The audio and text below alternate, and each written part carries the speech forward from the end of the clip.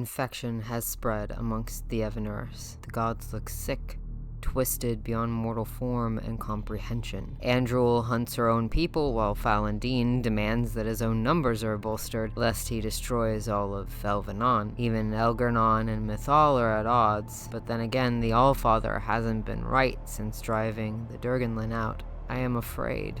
We are all afraid. Something writhes beneath the surface, and it is coming for us.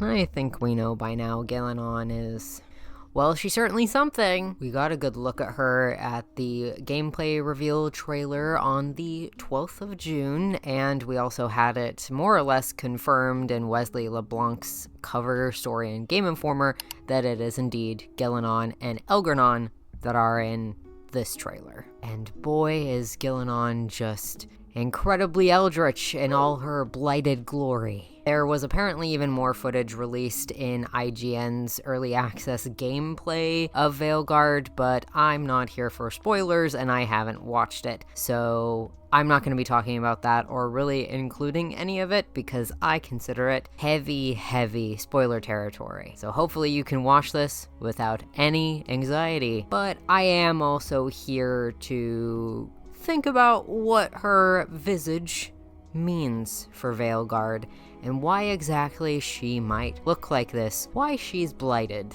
I do have a theory about this, and I know I did say that this video won't contain any spoilery bits for Veilguard, but I will briefly go over a gift set that I saw on Tumblr a couple weeks ago that is sort of the basis for this video. I'll give you a timestamp here to make sure that you can click past that and make sure you can skip it. The whole rest of the video contains no spoilers for Veilguard. This is just context for why I'm talking about this. So this theory was brought upon by this gift set where Solus, who is beautiful, look at that head of hair, and Ghilan'nain, pre-blighted, are speaking to each other. This is literally the only spoilers that I have, and I have no context for this conversation whatsoever. But Ghilan'nain does say something interesting here. She says this thing about all of her belongs to the pursuit of creation and that Solus has decided to constrain himself. This seems to be some sort of conversation between them about the Blight and her using the Blight for something. Again, I don't know the context. I don't want to know the context if anybody does. That is what sparked this entire theory. It seems that this is the moment that Solus finds out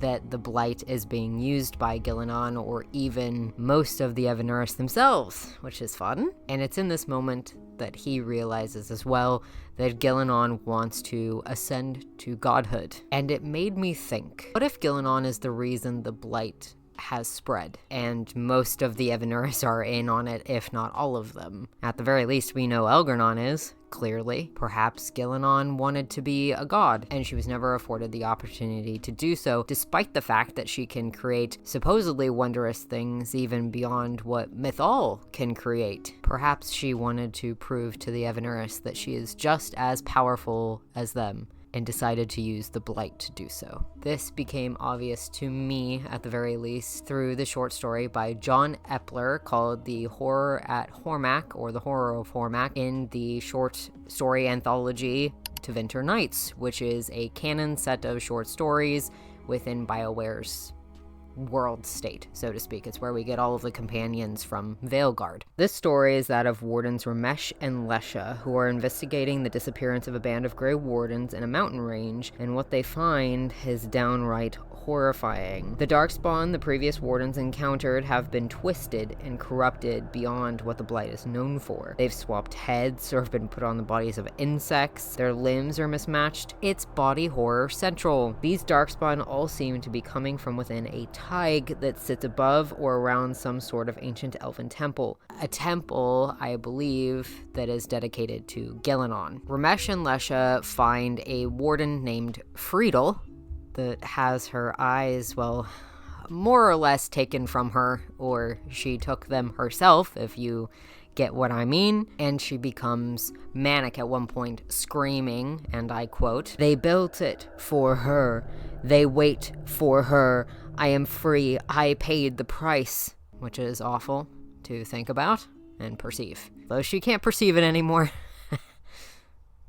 Of course, this doesn't automatically mean that it's Ghilan'nain. It could be a whole bunch of different things. At this point, we don't really know what it is that she means. However, I would like it noted that she uses the pronoun she within that series of sentences, and I'll explain why that's important in a second. Unfortunately, Friedel does pass away. Epler writes that she coughs up or chokes on sea brine, or at least something that smells like sea brine. And Ghilan'nain, from what we can tell, looks an awful lot like some creature that's risen from the depths of the ocean. This, paired with the usage of her, seems circumstantial at first, but when we read on, the pair of wardens descend into the Tig and find something even more truly terrifying. There are frescoes and carvings within the Tig that the warden Ramesh notices. Quote, on the bottom, Aravels, far more elaborate and grandiose than any that Ramesh had ever seen, pulled by armies of Hala toward distant mountains, one of which, he realized at the start, was the same mountain that they were now beneath. The 3 jagged peaks that twisted around each other, easily distinguishable and detailed carvings. The striations on the columns, random at first, began to form patterns before Ramesh's eyes. The same symbol, the horns of a Hala, repeated on each column. The lowest band of carvings, the Hala pulling the Aravel, was off. The Hala were different, wrong. They had too many horns, for one, and a harder, more rounded look than was normal. A look that was almost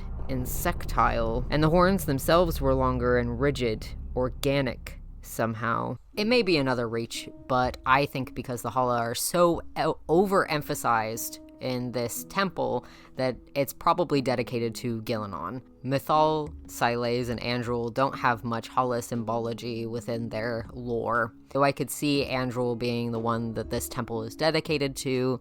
She has a little bit of Hala imagery within her lore, but I mean, Ghilan'nain is considered the mother of Hala. She is prayed to when the Dalish have lost their way home, and she's even said to have made many creatures. She wasn't always a goddess, however. At one point, she was lower than the Evanuris. There's the Dalish legend, noted in Codex Entry 88, called the Ascension of Ghilan'nain, where it states, Ghilan'nain kept herself apart from the people.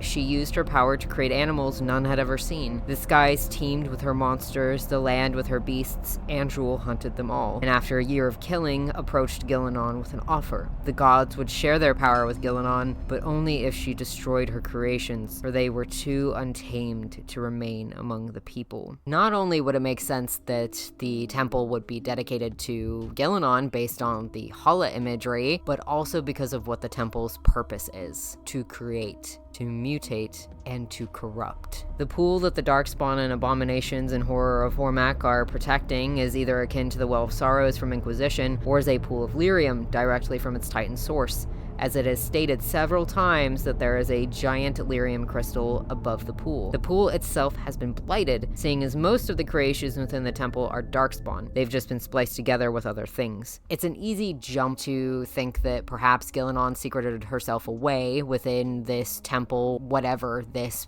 place is, and is or was creating things that she ought not to have been. The Evanuris, after all, did ask her to completely destroy all of her creations because they were supposedly too powerful or too dangerous to exist amongst the people. But she still created them, so she was probably still very, very attached to them. I don't know about you, but I would be really pissed off if somebody told me that my art was just too good. In fact, that it was so much better than theirs that they demand that I destroy all of it. And Ghilan'nain was just that. She was angry. Here she was with all that power, and she was considered the softest and the weakest out of all of the Evanuris. She had even been blinded and tortured, according to one codex, before she became an Evanuris. And unable to do anything else, she began to craft a plan to prove herself to the Evanuris that she could be just like them, or no, better than them. It was easy, you see, once Andruil got bored, as she was wont to do. Andruil, who saved Ghilan'nain from her torturer, who showed her kindness and softness, who was easily swayed by the hunt. After all, it was she who brought Ghilan'nain to godhood. She deserved to go after the ultimate prey and show to her parents and to her supposed chosen, her partner, just how awesome she was. There is a codex entry you can find in the Temple of Mythal that talks about Andruil having grown tired of hunting mortals and set her eyes on the Forgotten Ones. These creatures were the supposed antithesis of the Evanuris, beings of cruelty, horror, and rot. They lived within the void, a place where no one should be for an extended period of time. Andruil put on armor made of the void and all forgot her true face. She made weapons of darkness and plague ate her lands. She howled things meant to be forgotten, and the other gods became fearful Andruil would hunt them in turn. So Mythal spread rumors of a monstrous creature and took the form of a great serpent, waiting for Andruil at the base of a mountain. When Andruil came, Mythal sprang on the hunter. They fought for 3 days and nights, Andruil slashing deep gouges in the serpent's hide. But Mythal's magic sapped Andruil's strength and stole her knowledge of how to find the void. After this, the great hunter could never make her way back to the abyss, and peace returned. But it's clear from this that Andruil contracted some form of madness. Perhaps it was the Blight, considering a plague ate up all of her lands. And she had just been in the void, which would become part of the Fade and then be a place that the Magisters of old came upon only to be struck down with the Blight when they returned to the material plane. Perhaps Ghilan'nain knew of this. Perhaps she knew that it would mutate anything that it touched and thought that it would heighten her powers so that she could become better than the Allfather himself. But she needed someone to get it. She needed someone gullible enough to spread it to the people. While it would cause problems on purpose for literally everyone, it afforded the Evanuris an opportunity. In the frescoes, there was something else, you see. The Aravels were unlike any he had seen. The windows were barred and they bore more resemblance to a prison ship than anything else. The middle band, with its scenes of healing, seemed now twisted, wrong. No longer did it seem as though mages were drawing corruption and disease out of the wounded and infirm, but instead they forced it in, pushing it through and into the fallen bodies. The expressions on the faces of those elven rulers betrayed a contempt that was almost palpable, the beatific smiles edged with disgust and disdain for the creatures at their feet. And the subjects, far from kneeling in reverence as Ramesh had first thought, seemed more to be cowering in terror. We know the Evanuris subjected the people to their whims and pretty much made them their slaves. But what if that wasn't enough? Ghilan'nain could have honed the Blight.